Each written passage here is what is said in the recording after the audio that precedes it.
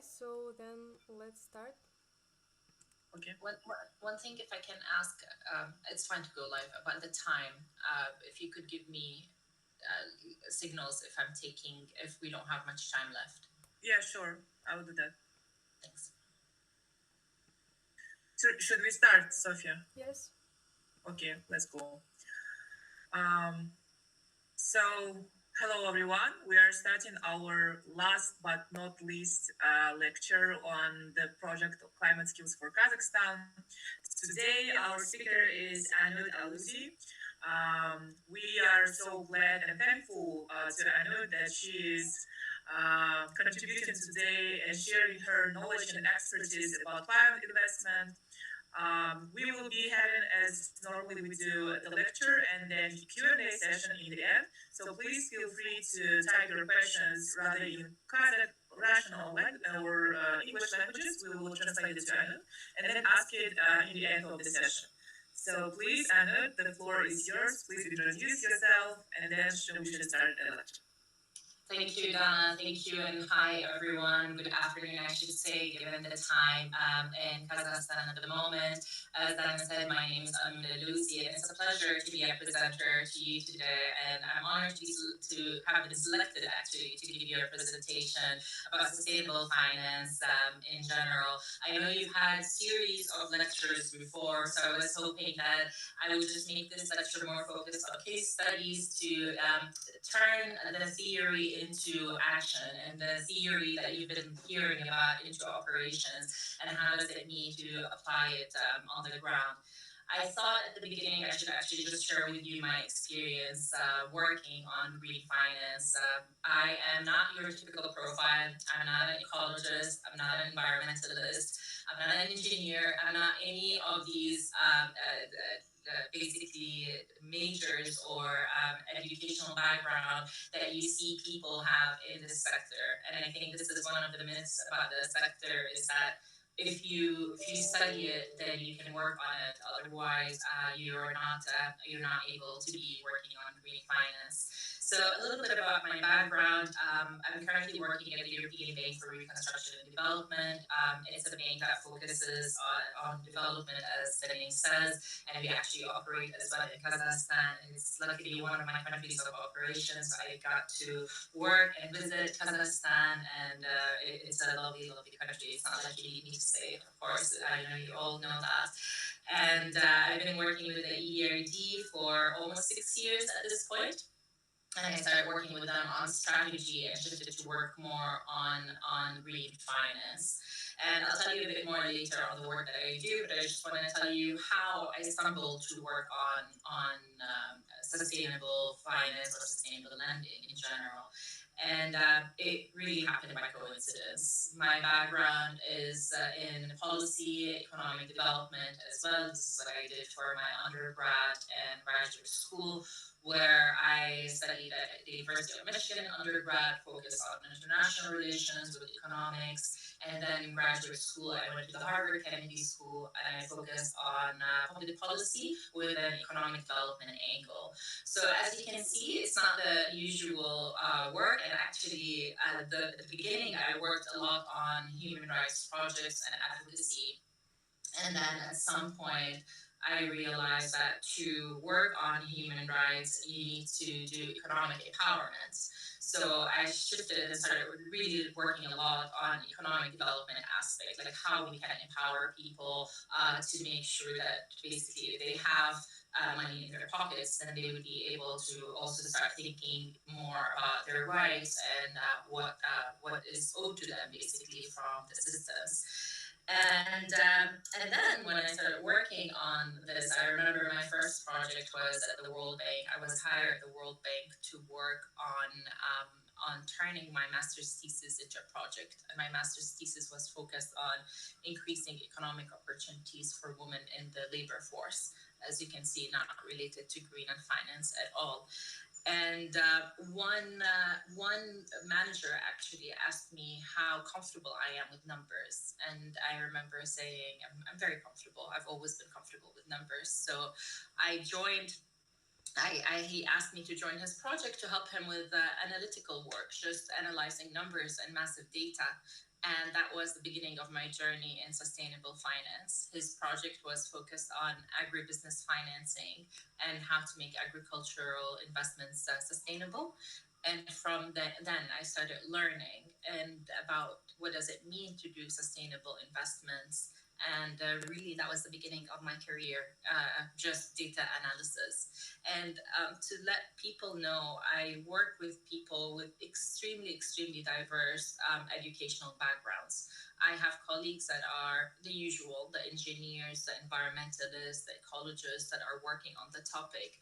But then I have the lawyers, the data analysts, the architects, because in the session that I will show you, and many other professions, we have actually colleagues that used to be journalists before because they're great writers and reporters. So I think the field can host a really big number of expertise because it needs that diversity. Because green finance is not just one sector, it just applies to all sectors. It's just about how we green them. And this is where I will be going in the presentation. Long introduction, but long story short is that regardless of your background, you have strength that you can bring into this topic. And I think this topic will become the main topic that people will have to work on because it will help us coexist with nature, with the environment, and with the planet that we live on. So don't let not having certain expertise stop you from joining the sector. But yeah, that's how I joined, and that's my focus. Let me tell you a bit about my focus at EBRD, even though here I'm presenting at my own capacity, not through work. But I've been working, as I said, at the European Bank for Reconstruction Development for 6 years now, and I'm working with them on intermediated finance, which is basically greening the loans that we give to banks, to private banks in our countries of operations, to make sure that the loans that they give to sub-borrowers, like people like us or companies, are also green. So this is really the work that I do. As I mentioned, Kazakhstan is one of my countries. I also work a lot on Armenia, and I have some projects on Egypt and other countries. And right now I'm focusing a lot on agri-lending and as well as nature financing, which are topics that I will be touching on in my presentation today. And something that I wanted to add in terms of working on sustainability from day one, I felt that I'm learning completely different topics from one day to another.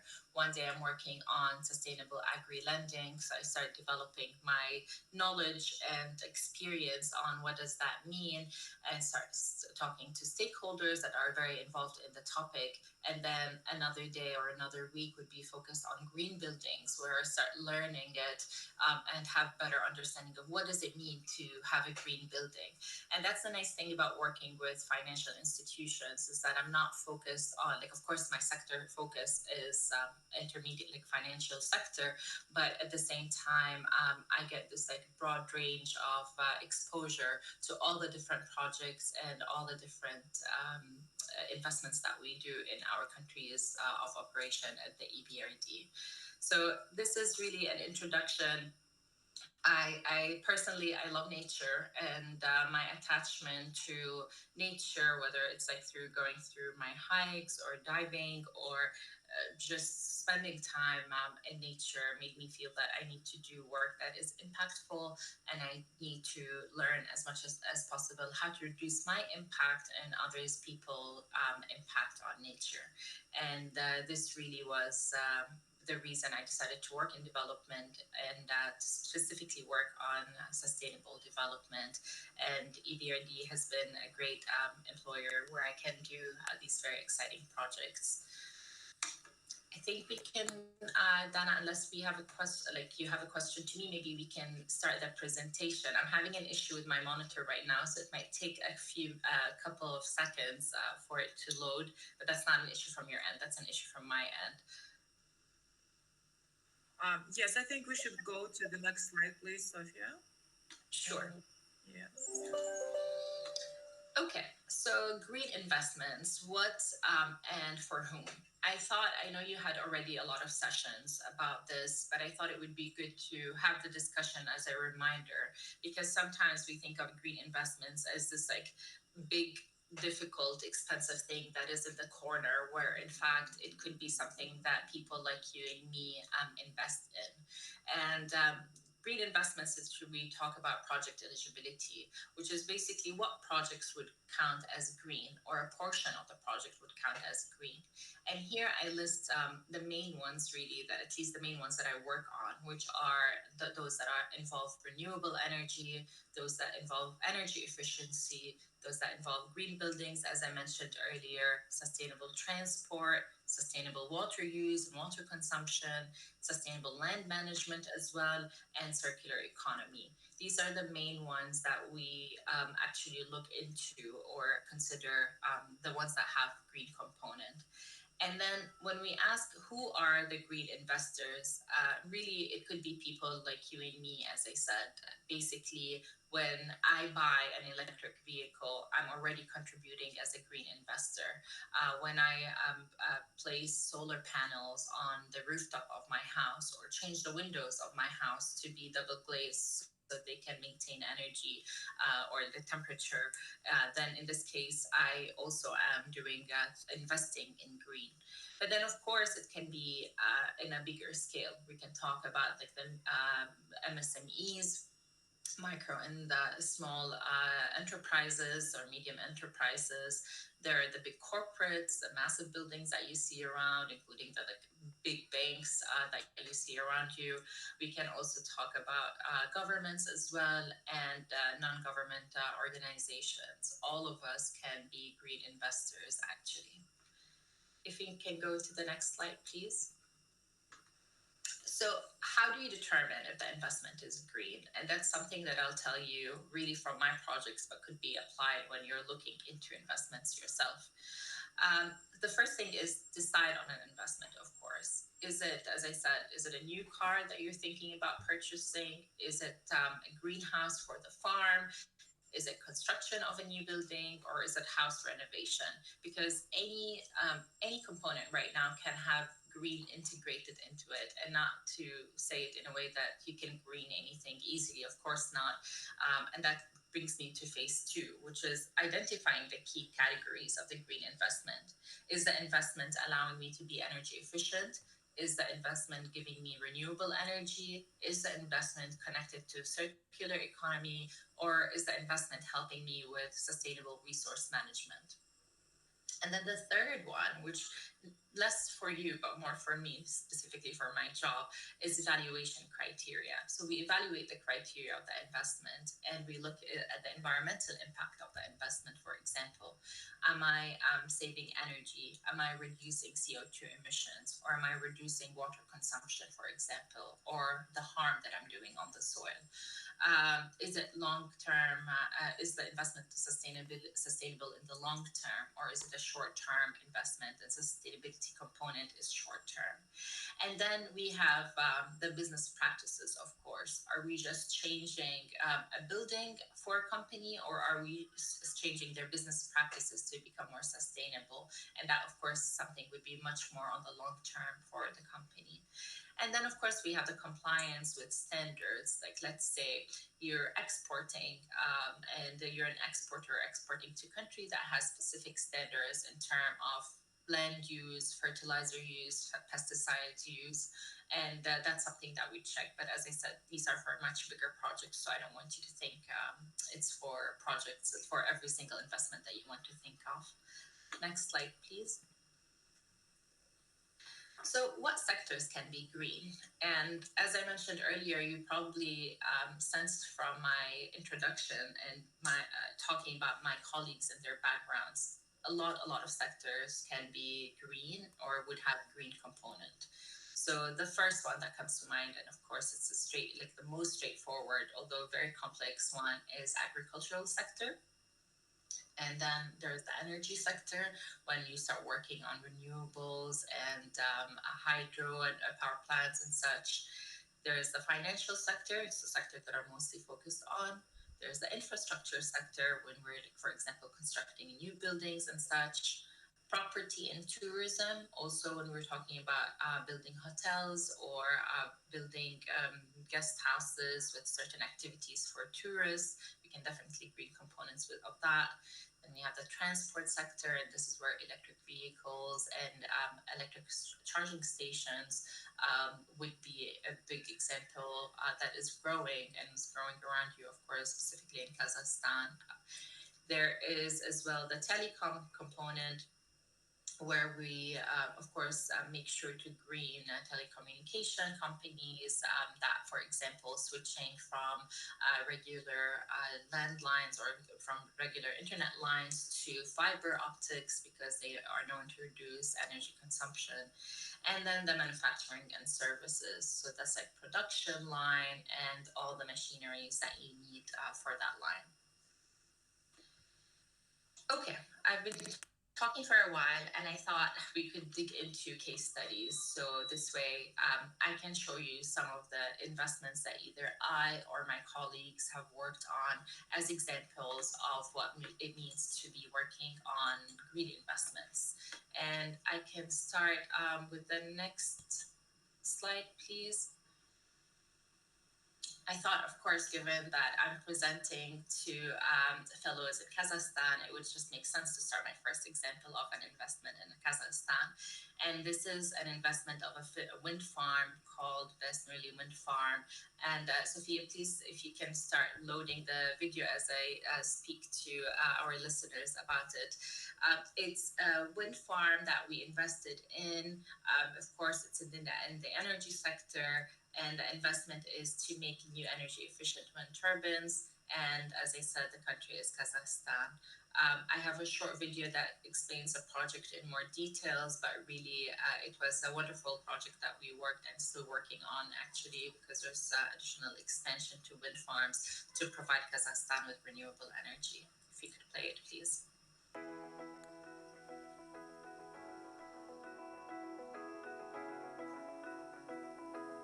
ТО «Веснурлы» создано в 2016 году с целью реализации инвестиционного проекта по строительству и эксплуатации ветровой электростанции общей мощностью 8,45 мегаватт. Электростанция эксплуатирует 13 ветровых турбин.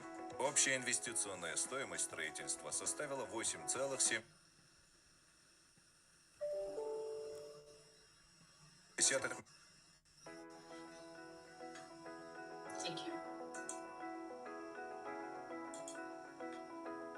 ТО «Веснурлы» создано в 2016 году с целью реализации инвестиционного проекта по строительству и эксплуатации ветровой электростанции общей мощностью 8,45 мегаватт. Электростанция эксплуатирует 13 ветровых турбин.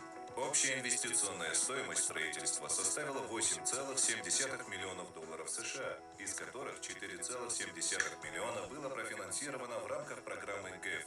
В результате успешной реализации проекта выбросы СО2 в атмосферу сокращаются на 14 297 тонн в год. Мы построили уже не первую ветровую электростанцию в Казахстане. При поддержке заемных средств в рамках программы ГЭФ нам удалось эффективно реализовать наши инвестиционные планы. Благодаря только этому объекту в энергосистему Казахстана в месяц генерируется в среднем 1 миллион киловатт-часов электроэнергии.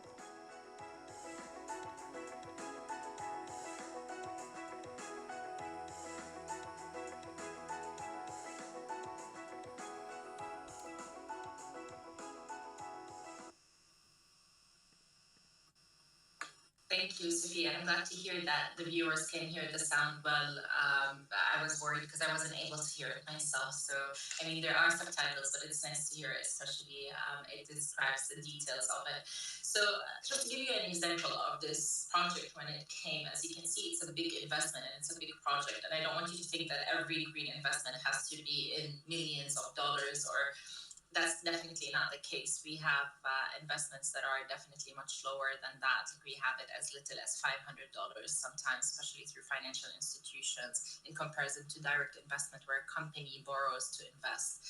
And as I said, this one is special because we really started looking into, first thing, we start making sure that there are no environmental impact on the ground.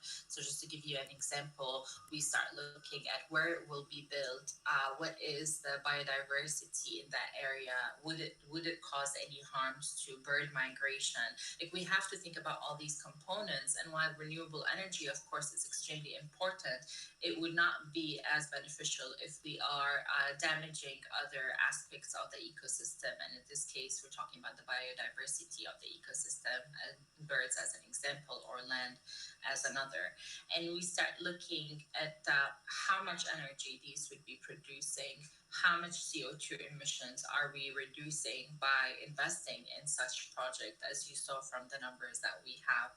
And again, like, this was one of our main projects, and we had many other projects coming, as important projects coming up, focused on wind farms, solar panels, and others in Kazakhstan. I wanted to diversify the projects to give you a wide range of projects in different countries. But as I said, Kazakhstan is one of my country of operations, and I wanted to start with this wind farm because it's one of my biggest projects currently through intermediated finance. So this would be through a bank in Kazakhstan rather than through direct lending to a company. So this is the first example, or first case study, and maybe we can move to our next case study, please. Okay, so our next case study is modernizing farming practices. And I think usually when we talk about green lending, a lot of people start thinking, agriculture immediately, and it's the only sector that can be green, which clearly from the example before and the examples that I will be sharing with you, that's not the case. Like, there are a lot of sectors. But with that being said, modernizing farming practices, of course, are very important. And we have this project in Armenia. It's with an investor that is a company called Bidi Alko Winemaker. It's in the agri sector, and the investment is in solar panels and modern machinery for the winery.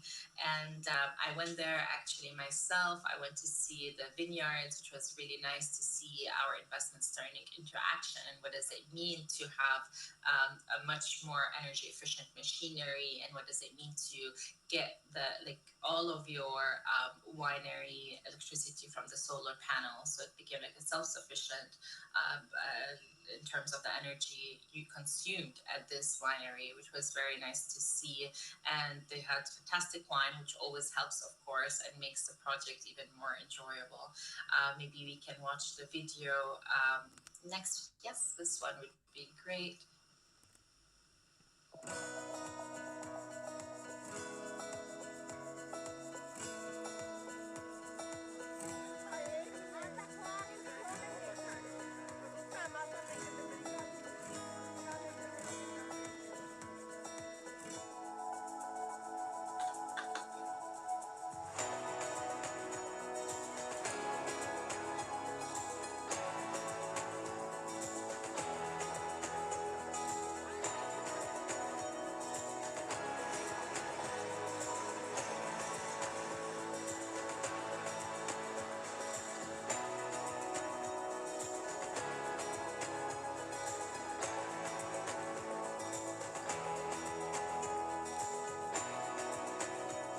Քանի որ արտադրականության ավելացման համար մենք կատարել ենք ներդրումներ, գնել ենք մթերման սարքավորումներ, բուտեր, պոմպեր եւ այլն, այդ ամեն ինչը ներդրել ենք մեր արտադրության մեջ, այդ ներդրումների արդյունքում հիմնականում ավելացել է արտադրականությունը, այսինքն եթե մեկ միավոր արտադրանքի համար պետք է մի քանի օր, այս բանը արդեն դա հնարավոր անել մեկ օր։ Այսինքն այդ ամեն ինչի արդյունքում ունենք նաեւ էլեկտրոէներգիայի ու առհասարակ էներգակիրների մեծ տնօրինություն։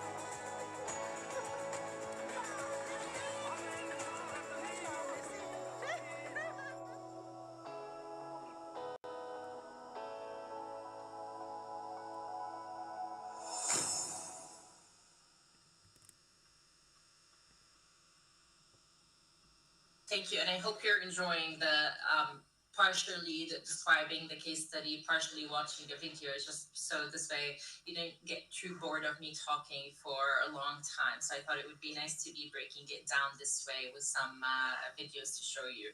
But as I mentioned, like this investment in the solar panels and the modern machinery, just to give you an example, actually, the machinery that they used to have are from like old Soviet times. They were really big. Of course, it was helping, but it was helping them. They were working, but the problem is they were extremely inefficient, very slow, and high energy consumption. So when the investment came to us, we started thinking of course, what is the benchmark? What's the system that they have in place? What are the equipments they have in place? What is the electricity consumption that they have in place? And how would our investments help? And this is how we start doing the analysis of what I mentioned earlier, the criteria, the eligibility, and such. And from that, we decided that, yes, this is, of course, green investment, would be eligible for green because we're reducing energy consumption by a lot. We are increasing productivity as well, which is always useful, of course, and we're reducing emissions from the solar panels, where the winery became very much reliant on solar panels. So that helps a lot.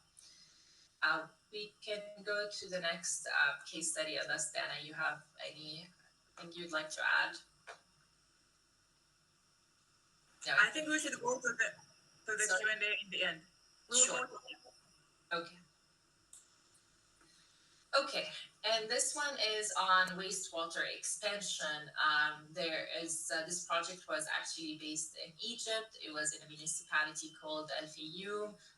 It is focused on infrastructure, and it is a wastewater treatment plant. And just basically, we were having an issue where what was happening is that a lot of the waste was going into the lake, unfortunately, because of flooding or such else. They did not have the proper infrastructure to handle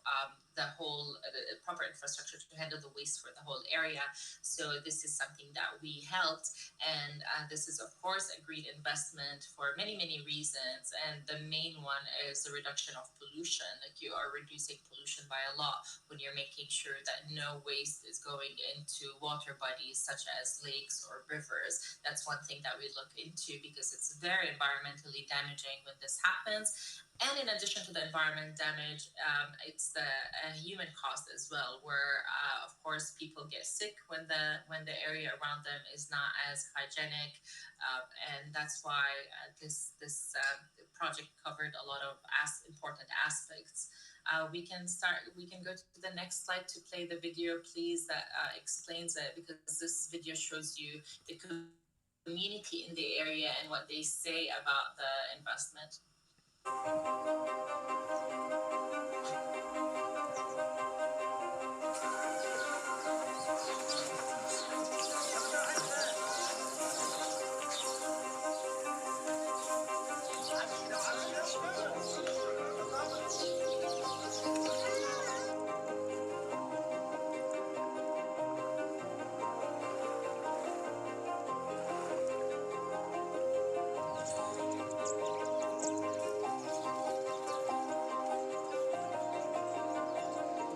أشد معاناة من عدم وجود مشروع الصرف الصحي بني صالح. زمان كنا نلاقي المياه الجوفية بعيدة خالص، دلوقتي على بعد بسيط خالص نلاقي المياه الجوفية. عندنا مشاكل في الأرض الزراعية، عندنا مشاكل في البيوت، جابت لنا أمراض كتيرة جدا ما كناش نعرف عنها. نأمل بعد إتمام المشروع الأمراض دي تختفي، المياه الجوفية تبعد شوية، نعيش في أمان صحي، نتمنى ذلك.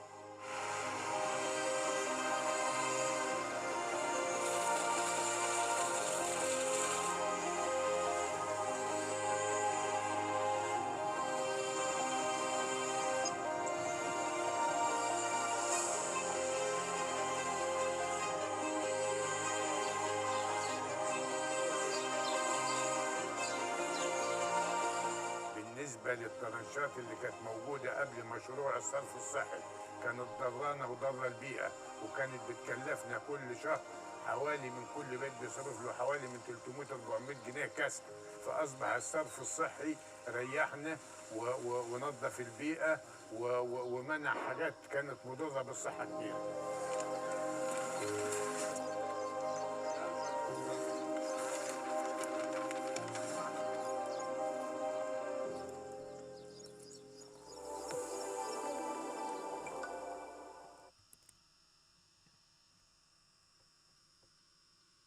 Okay, something that I wanted to add about this project too, actually, because sometimes we classify project as green, but then there's another additional classification that's focused on environmental, and that we'll come to it actually when we talk about nature investments. And this one is definitely would be considered related to nature investments, given the reduction of pollution, as I mentioned, because of course when you're polluting the lake, you're killing the biodiversity in it, and it leads to a lot of other problems, including the health problems that I mentioned earlier. So this was one of the projects that my colleagues worked on, not myself. That was, of course, a flagship project, and I thought it would be good to diversify the type of investments. I can go to the next case study right now, and that's something that I worked on myself. It's a greener recycling, as we call it. It's a recycling factory that recycles textiles, so our clothes and such, so they can actually reuse it to make other fabric, which is really tremendous. And they recycle cotton, which, as you know, of course, cotton is in demand, and cotton can be very difficult and very demanding on the land and on the soil and on the water consumption. So this was a great project because, of course, instead of wasting the products, this one was recycling them. And in addition to using energy efficient machineries, they also integrated solar panels to help with their recycling work.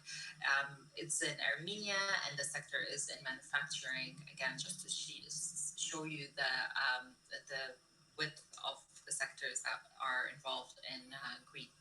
We can show the video, please.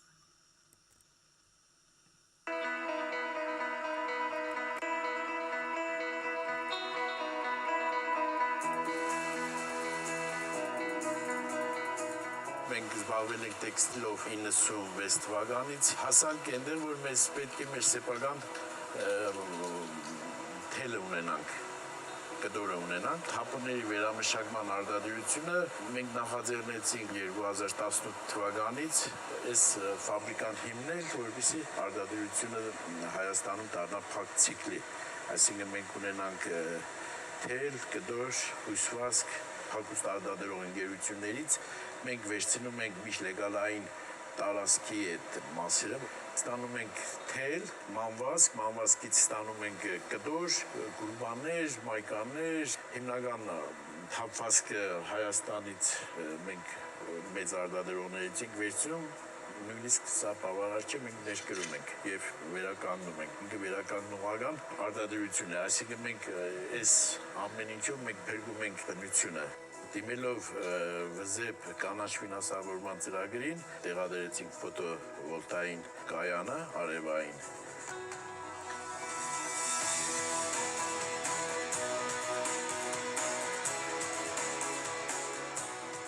Այսօր մենք շատ գոհ ենք, քանի որ կատարվեց մի բան, որը մեր կանաչ արտադրությունը սնուցում ենք նաև կանաչ էներգիայով։ Մեր արտադրության, այսօրվա մեր արտադրության 70%-ը օգտվում է արևի էներգիայից։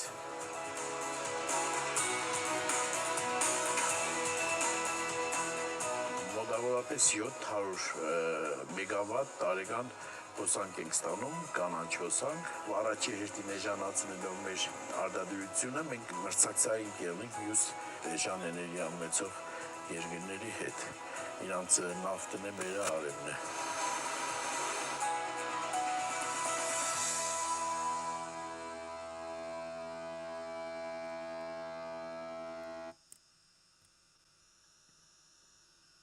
Great, thank you. I know we're running out of time, so I'll try to rush the upcoming case studies. We can go to the modernizing farming practices, which is a case study of an investment that we did. If you're on the slide, it's a case study that we did with an investor that is a farmer. It's in the agricultural sector. It is, of course, investing in greenhouses, as you can see from the photos, and it was done in Tajikistan. If we could play it, please.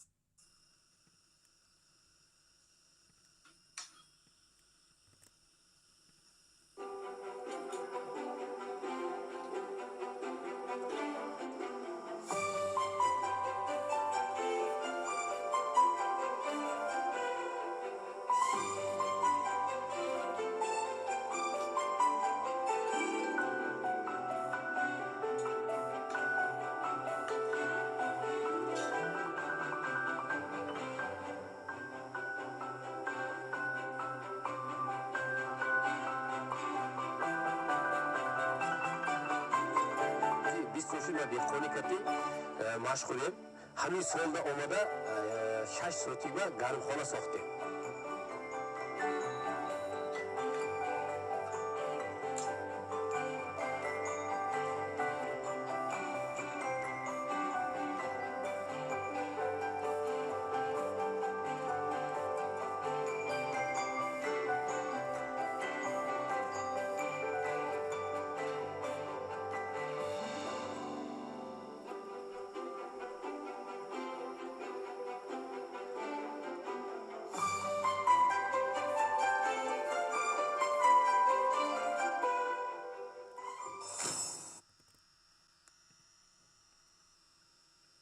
Thank you. So yeah, as you can see, it's a very useful, nice project that my colleague worked on. And just for your information, not all of our projects have videos. Yeah, I just selected the ones that are with videos. Otherwise, we'd not be able to afford investing in all these projects. It would have been great to have videos for all of them, but unfortunately, that's not the case. Which takes me to the next case study that does not have a video, but I thought it would be very important to tell you briefly how, again, the regular individual, people like you and me, can invest in green. And in this case, it was a homeowner. This is not actually his home. It's a photo that I took from the internet, so don't think that you have to have a massive house like this, but it was the photo that would work for this presentation. But really, it's just very simple homes that would need to, instead of losing energy during winter from weak windows or like thin windows, or having lose energy also during summer when they're turning on the air conditioning, and once you turn it off, there are times when you feel like the cold air escaped and it's back to it being extremely warm, or the other way around in winter time. And we realize that a lot of issues are, of course, with the insulation and with double glazing in buildings. And this was just a homeowner wanted to change the windows to double glaze just to reduce their energy bill.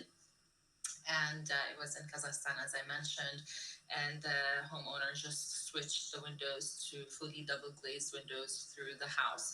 So this investment was not a big investment, but it was really big in terms of savings, and the payback period is very short actually for such investments, because it substantially reduces the energy cost.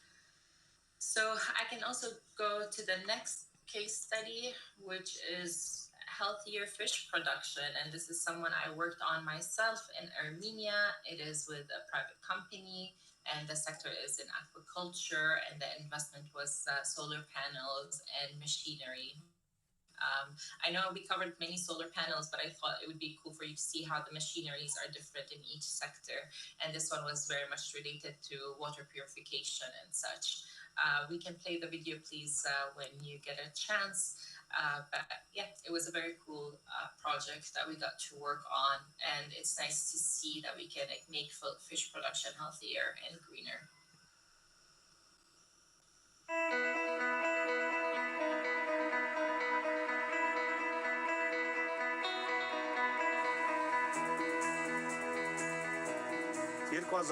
թվականից զբաղվեցի ձկնաբուծությամբ։ Տարիների ընթացքում մենք փորձեցինք տեղադրել ժամանակի տեխնոլոգիաներ, այրատներ, որոնք թթվածով հարստացնում են մեր ձկնաբուծարանը, որով կարող ենք ավելի որակյալ ձուկ ստանալ։ մենք կարողացանք բարձրացնել մեր որակը, ձկան որակը, որը շուկաներում եղավ մրցունակ։ Պահանջարկը ավելացավ, դրանով փորձեցինք ավելի զարգացնել մեր Հայաստանի ձկնաբուծարանները։ Դրա համար մենք սկսեցինք սպառել բավականին մեծ քանակությամբ էլեկտրոէներգիա։ Հոսանքի ավելացման հետ միասին մենք դիմեցինք ԶԵԲ կանաչ ֆինանսավորման ծրագրին, տեղադրեցինք արևային պանելներ,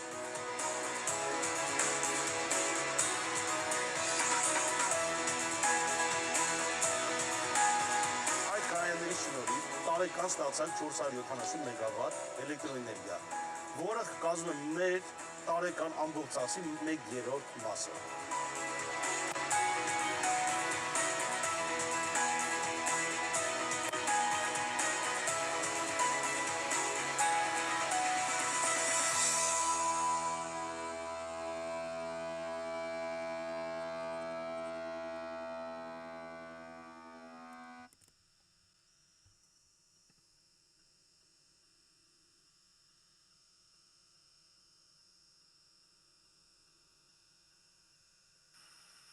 So the video is... Okay. Thank you. Sorry, I'm having issues with my electricity, so the screen keeps on going off. That's why I couldn't see it. But basically, so yeah, as I said, this was a very nice investment that we did in Armenia. And as you saw, like the payback, like the loan was not very large for a private company at this size. Like it was $142,000. And the payback period was very short. We're talking about 4 years that they managed to pay back the loan, meaning that basically in every year, the savings reached $35,000 every year that they saved from having this investment. And that's why they managed to reach this payback very quickly. So yeah, it's one of the projects that we worked on aquaculture, and I thought it would be interesting to show you how it goes. The next one is actually super interesting for me, because if we can go to the Green Cities slide, pardon me, I can't see what slide you're on, but the Green Cities concept is that basically how to support cities become greener. What are the components that they could invest in to help them be a greener city? So this is an example where we worked with a municipality, with Sarajevo actually, which is in Bosnia and Herzegovina. And we worked on different projects actually as the EBRD, my colleagues and myself worked on different projects to help the city be green and smart as well. So by that I mean like digitally connected.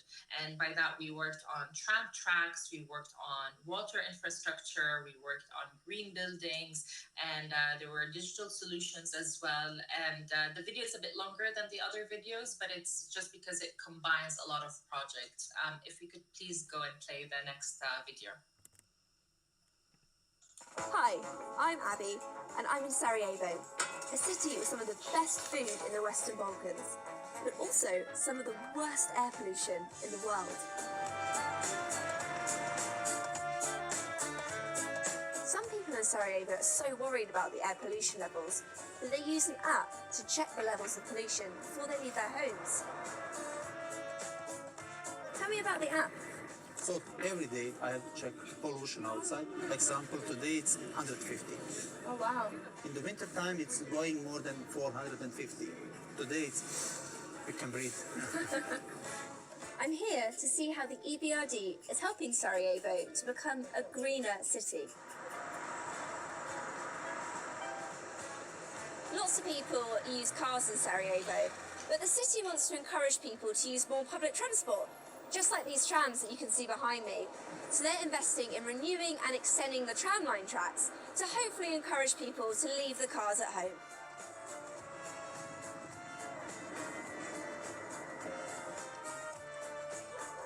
The city has bought 35 new electric trolleybuses. These produce zero emissions, so helping keep the air in Sarajevo cleaner. How are these buses better than the old ones that you were driving before? Prvi put nakon olimpijade, odnosno 38 godina je prošlo da su došla nova vozila u Sarajevo. Nova vozila imaju klima uređaje, imaju pristup invalidi, mogu nesmetano ući u vozila, imaju video nadzor, elektronsku naplatu karata.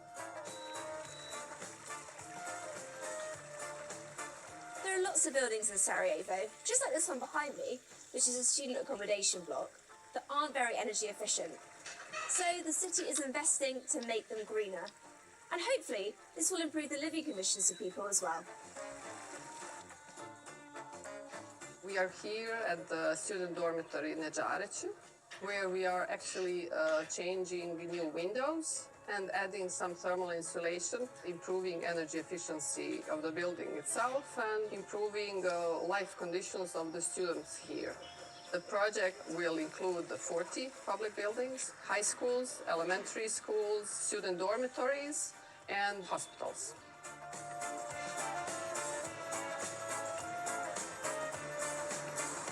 So another way Sarajevo is becoming greener is by improving the water supply infrastructure. And behind me, you can see some brand new water pipes. These are helping get more people clean and fresh water.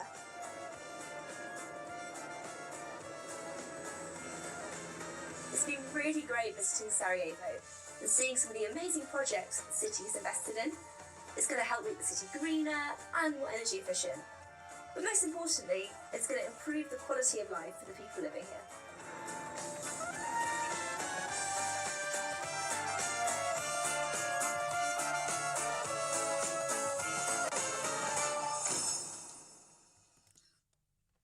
So this concludes my case studies, actually, and I thought, as I mentioned earlier, just showing you a variety of type of investments that we work on, just to clarify to you how all the theory that you've been listening to and learning about translate into practice when we look at green investments. And I have more slides, but I do know that we're running out of time, and I want to make sure that we have time for questions. Dana, I can just maybe summarize nature work, because I know that's something that your fellows are interested in. So just if we can go to the next slide, please. Another slide. So for nature and biodiversity, I thought I could tell you a little bit about what we're thinking, because it is a complicated topic, because of course these are usually not as many private investments associated with them. But just to tell you very quickly, because you'll be hearing nature and biodiversity a lot moving forward. And for example, we look at nature in four realms. We look at it as like land, ocean, fresh water, and atmosphere. So all of it contributes and adds up to nature. And biodiversity is the part of nature that is alive. So we're talking about plants, animals, fungi, bacteria, viruses, everything that is around us that is considered alive. And their evolution and interactions is all part of biodiversity. And when we say ecosystems and ecosystem services, so ecosystems, for example, when we talk about forest or water as an ecosystem, and the ecosystem services is what this ecosystem provides us, such as provisioning, like for example, like are we fishing from this? Are we using wood, such as from the forest? The regulation, regulating services, is it like water purification that it's helping with? Is it purifying the air, such as the forest, the work that they do? Is it cultural or all supporting? For example, are we using it as recreational, or we do, for example, hikes in the forest? And in terms of supporting, we're looking at, are we, for example, getting food from it? Are we using it for soil formation and such? So this is like a general description of nature and biodiversity that I thought would be helpful for you to know. And just very quickly right now, what we're trying to do is that we look at investments that provide us with a net gain. So for example, some of that, like whether it's nature positive or nature mainstreaming, you'll find different words actually that are described. Now you have nature-based solutions, nature positive, and nature mainstreaming. And I can't tell you I exactly know the difference between them, because I think those who also decided on them still don't know the difference, and they're still working on putting it together. So bear with me. I know it gets confusing, but let me tell you, you're not the only ones that are confused. We're confused as well. But basically, how do we not do harm? And not only we don't do harm, but how do we restore the environment and help it? And a good example that we had, for example, here is the wastewater treatment, because you're definitely helping the environment and you're helping restoring certain aspects of it instead of polluting. So that could be counted as a nature investment. There are other investments that are much clearer and very straightforward.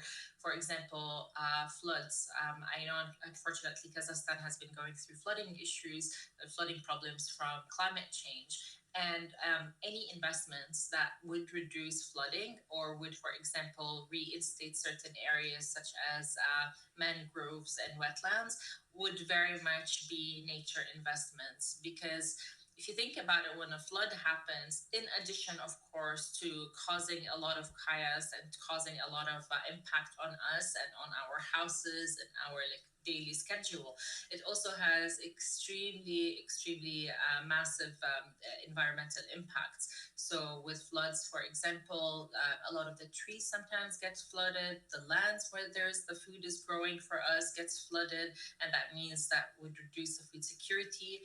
And then, of course, when the flood happens, also all the polluted things that are with it. So we're talking about whatever toxic materials that get caught in the flood would end up in water bodies, which is, of course, very problematic and harmful for the environment and for us. So this is like a very brief description on what nature constitutes. I have more slides, but I think it's better to just jump to questions, because I really wanted to give time for the fellows to ask questions. And I think you have probably access to the slides. Yes, thank you so much. We will share the slides with the participant in the end of the session, so it will be in our Telegram channel. We have different questions from the chat, so let me read them for you. The first one is that Alexander is asking, I see some criticism to renewable energy sources from allies of nuclear power and climate change deniers. It is also often true when it comes to reports of bank watch for the project subsidized here. Question is, how do you deal with that, professionally and personally? Thank you. Thanks, Alexandra. Great question. And I'm glad you added the personally and professionally in line, because it makes it fair that we have both lives, the professional hat and the personal hat that we have. For me, look, in terms of a nuclear power, I find nuclear power plants very problematic myself, and I have not been involved in any. And that's something I don't understand, how we were allowed to do nuclear power plants in general in the world when we never knew exactly how we're going to manage the nuclear waste properly. So my father-in-law is a physicist, and every time we start talking about nuclear power plants, he gets angry, because he's like, we cause so much harm to the environment by doing this. So good thing he's not on the call, because he would have taken the mic from me to talk about it.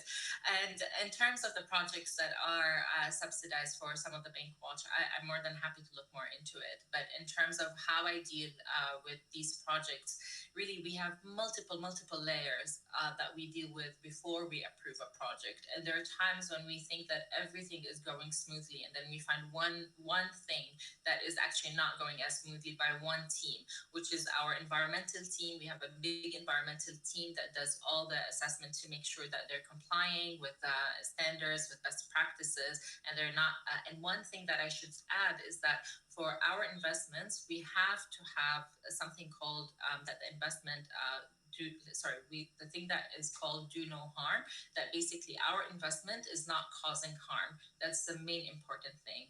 And a lot of investments were rejected because they were not seen as investment that don't do harm, and they do harm, whether it's for the environment, whether it's for the community that lives around it, and would not go through.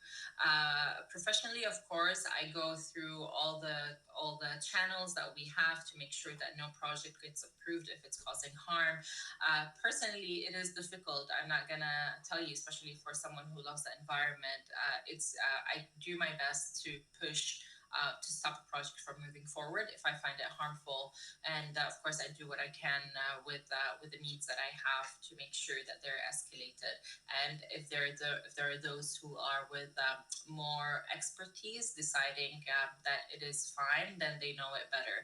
But I'm someone who always think about economic development needs to be sustainable, because otherwise we would be developing countries for a very short period, and then that's it. The others would move on, while the people living in the country, people from the country, would end up suffering the consequences. So I always think about it this way.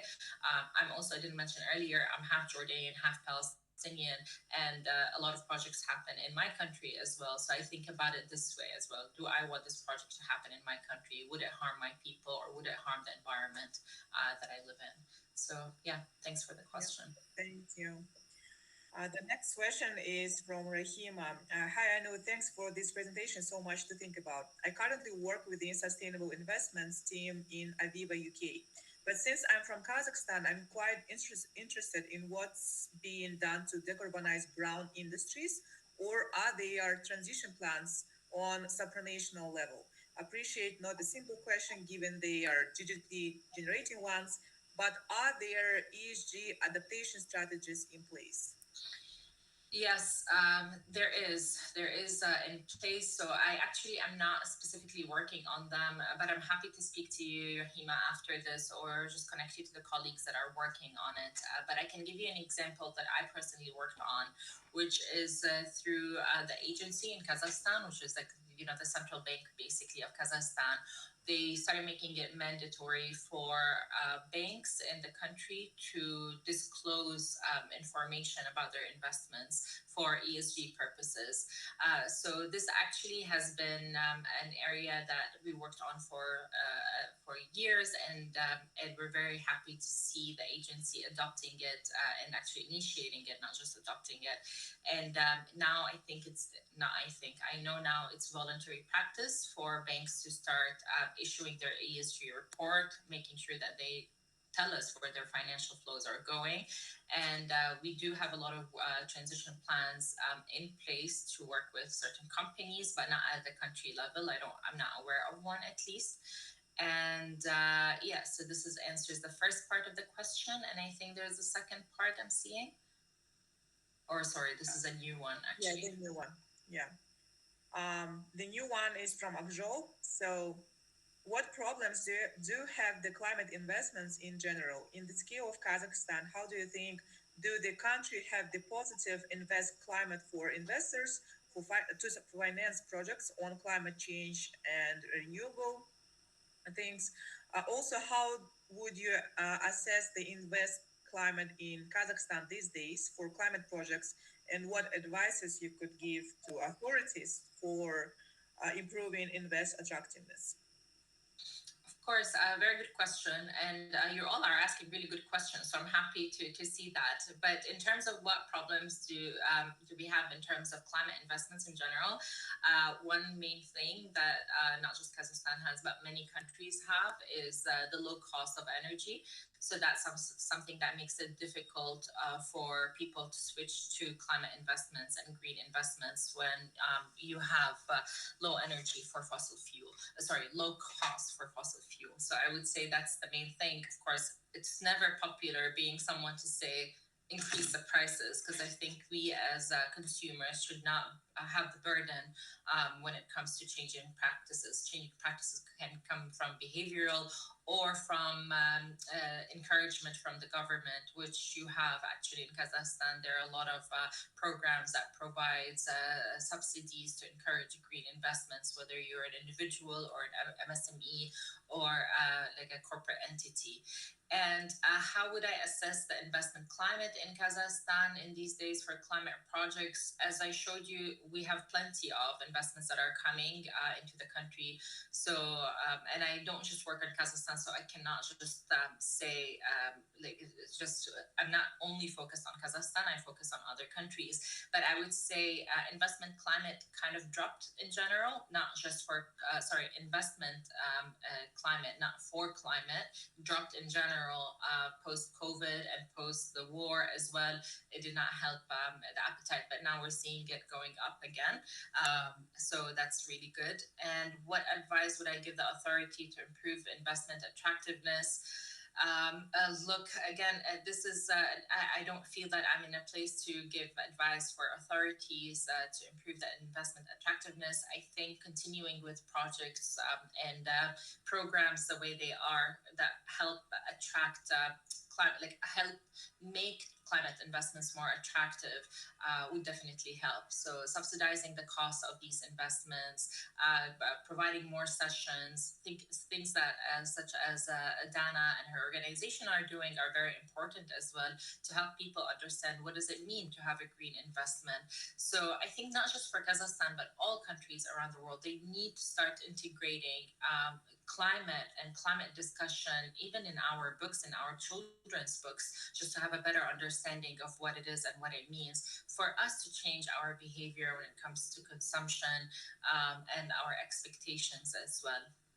So that would be my response. Thank you.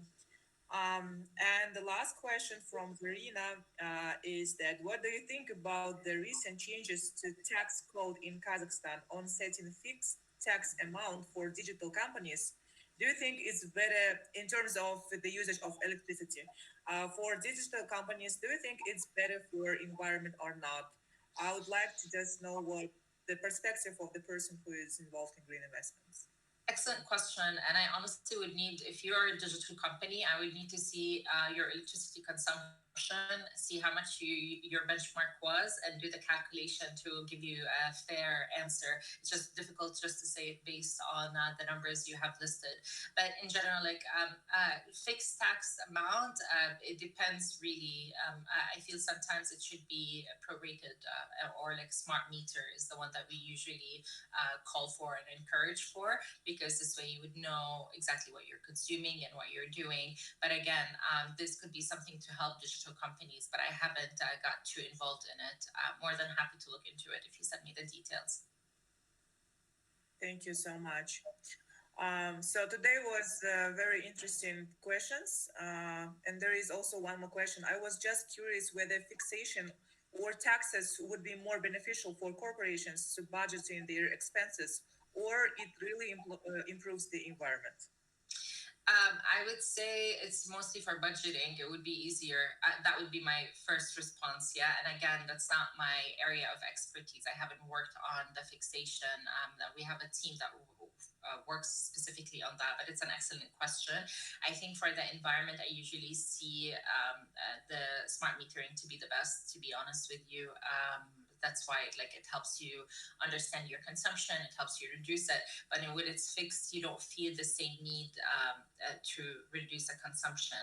It's just completely different price range, and you feel that you know that you'd be paying this fixed amount for the consumption. So you just consume on that with that in mind. While with the smart metering, I prefer it because you have how much you're using, and then it changes also. The rates change depending on the brackets of usage, so that also makes you feel that you would reduce the consumption, which is better for the environment in my opinion. But this is just my humble opinion. Yeah, I'm not a specific expertise on this. Yeah, sure. Thank you so much, Anud. Today lecture was the last one in the course, so I'm so happy that the questions that the participants are asking are so meaningful and interesting. Thank you, Anud, for your contribution. We are always happy when such experts as you are always welcoming the requests that we're sending to you to make a pro bono contributions that is very meaningful for us. So I think that we can end our lecture. We will send all of the materials, the links to the videos and the presentations from Anud to our Telegram channel. And I think that if the participants will have some specific questions, maybe personal questions to Anud, you can find Anud's LinkedIn or something like that. And you also can ask the questions personally, if you don't mind, Anud, in terms of the theme of the lecture. Not at all. I'd be happy to. I also come to Kazakhstan often, so it would be my pleasure to even meet some of the global shapers and some of the participants. It would be nice to actually collaborate and do something together, Dana, to make sure maybe we can have something live in Almaty or Astana. It would be a pleasure, or other cities in Kazakhstan, of course. Thank you very much for having me and for the great questions. Yeah, thank you so much. So let's be in touch.